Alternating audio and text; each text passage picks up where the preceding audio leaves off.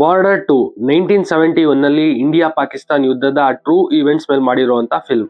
ಇನ್ನು ಈ ಫಿಲಂ ನಿಮ್ಗೆ ಬರೀ ವಾರ್ ಮಾತ್ರ ತೋರಿಸಲ್ಲ, ಇದರಲ್ಲಿ ವಾರ್ ಸೀಕ್ವೆನ್ಸ್, ದೇಶಭಕ್ತಿ ಹಾಗೂ ಒಬ್ಬ ಸೈನಿಕ ಎಂತೆಂಥ ಸಿಚುವೇಶನ್ ಅಲ್ಲಿ ಬಾರ್ಡರ್ಗೆ ಹೋಗಿ ಸೇವೆ ಸಲ್ಲಿಸ್ತಾನೆ, ಮತ್ತೆ ದೇಶದ ಮೇಲಿರುವಂತ ಎಮೋಷನ್ಸ್ ಏನು, ಹಾಗೆ army, navy, air force training ಹೇಗಿರುತ್ತೆ, ಇವರ ಬಾಂಡಿಂಗ್ ಎಲ್ಲಾನು ತೋರಿಸಿರುವಂತ ಫಿಲ್ಮ್ ಇದಾಗಿದೆ.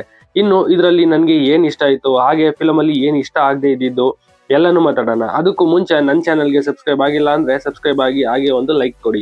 ಮೊದಲಿಗೆ ಫಿಲಮ್ ಅಲ್ಲಿ ಇಷ್ಟ ಆಗಿದ್ದು ಅಂತಂದ್ರೆ ಅದು ಎಮೋಷನ್ಸ್. ಒಬ್ಬ ಸೈನಿಕನಿಗೆ ತನ್ನ ದೇಶದ ಮೇಲೆ ಇರುವಂತ ಎಮೋಷನ್ ಇಷ್ಟ ಆಯ್ತು. ಅದು ಈ ಫಿಲಮ್ ಅಲ್ಲಿ ತುಂಬಾ ಚೆನ್ನಾಗಿ ತೋರಿಸಿದ್ದಾರೆ.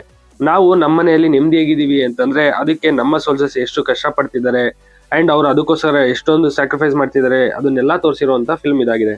ಇನ್ನು ಫಿಲಮ್ ಅಲ್ಲಿ ಸನ್ನಿ ಡಿಯೋಲ್, ದಿಲ್ಜಿತ್, ವರುಣ್ ಧವನ್, ಆಹನ್ ಶೆಟ್ಟಿ, ಸೋನಮ್ ಅವರ ಪರ್ಫಾರ್ಮೆನ್ಸ್ ತುಂಬಾ ಇಷ್ಟ ಆಗುತ್ತೆ. ಅದರಲ್ಲೂ ಸನ್ನಿ ಡಿಯೋಲ್ ಅವರ ಡೈಲಾಗ್ ಫಿಲಮ್ ನ ಪ್ಲಸ್ ಪಾಯಿಂಟ್ ಆಗಿದ್ರೆ, ಹಾಗೆ ಇವರ action sequence, training, emotional speech ಎಲ್ಲ ಕೂಡ ಇಷ್ಟ ಆಗುತ್ತೆ.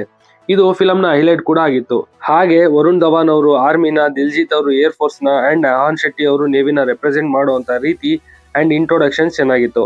ಅಷ್ಟೇ ಅಲ್ಲ, ವಾರ್ ಸೀಕ್ವೆನ್ಸ್ ಅಲ್ಲಿ ಇವರ ಆಕ್ಷನ್ಸ್, ಪರ್ಫಾರ್ಮೆನ್ಸ್, ಎಮೋಷನ್ಸ್ ತುಂಬಾ ಇಂಪ್ರೆಸಿಂಗ್ ಆಗಿತ್ತು. ಇನ್ನು ಗರ್ ಕಬಾವೋಗೆ ಅನ್ನೋ ಸಾಂಗ್ ಈ ಫಿಲಮ್ ನ ಹಾರ್ಟ್ ಆಗಿದೆ ಅಂಡ್ ಫಿಲಮ್ ಅಲ್ಲಿ ಎಲ್ರಿಗೂ ಕನೆಕ್ಟ್ ಮಾಡುವಂತ ಸೀನ್ಸ್ ಇದರಲ್ಲಿದೆ. ಇನ್ನು ಈ ಫಿಲಮ್ ನ ನೆಗೆಟಿವ್ ಅಂತ ಬಂದ್ರೆ ಅದು ಅಲ್ಲಲ್ಲಿ ವರ್ಕ್ ಆಗದೆ ಇರುವಂತ ಪೋರ್ VFX. ಇದನ್ನ ಇನ್ನ ಸ್ವಲ್ಪ ಚೆನ್ನಾಗಿ ಮಾಡಬಹುದಿತ್ತೇನೋ ಅಂತ ಫೀಲ್ ಕೊಡ್ತು. ಎರಡನೇದಾಗಿ BGM. ಇಲ್ಲಿ BGM ಅಷ್ಟು ಹೇಳ್ಕೊಡೋ ಹಂಗೆ ವರ್ಕೌಟ್ ಆಗಿಲ್ಲ. ಮೂರನೇದಾಗಿ ಫಿಲಮ್ ಅಲ್ಲಿ ಫುಲ್ ಕಿರ್ಚಾಡೋದು ಸ್ವಲ್ಪ ಕಮ್ಮಿ ಮಾಡಬೇಕಿತ್ತು ಅಂತ ಅನ್ನಿಸ್ತು. ನಾಲ್ಕನೇದಾಗಿ ಫಸ್ಟ್ ಹಾಫ್ ಸ್ವಲ್ಪ ಲ್ಯಾಕ್ ಫೀಲ್ ಕೊಡ್ತು, ಬಟ್ ಎಲ್ಲೂ ಬೋರಿಂಗ್ ಆಗಿರ್ಲಿಲ್ಲ.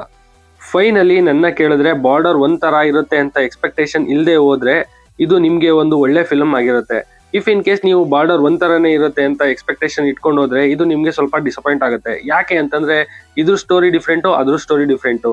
ಬಟ್ ಈ ಸ್ಟೋರಿ ಬಂದು ಸೋಲ್ಜರ್ಸ್ಗೆ ಒಂದು ಟ್ರಿಬ್ಯೂಟ್ ಆಗಿದೆ ಅಂತ ಹೇಳ್ತಾ ನನ್ನ ಈ ವಿಡಿಯೋನ ಕ್ಲೋಸ್ ಮಾಡ್ತಿದ್ದೀನಿ. ನಿಮ್ಗೆ ಈ ವಿಡಿಯೋ ಇಷ್ಟ ಆಗಿದ್ರೆ ಲೈಕ್ ಮಾಡಿ, ಶೇರ್ ಮಾಡಿ, ಸಬ್ಸ್ಕ್ರೈಬ್ ಮಾಡಿ, ಸಪೋರ್ಟ್ ಮಾಡಿ. Thanks for watching this.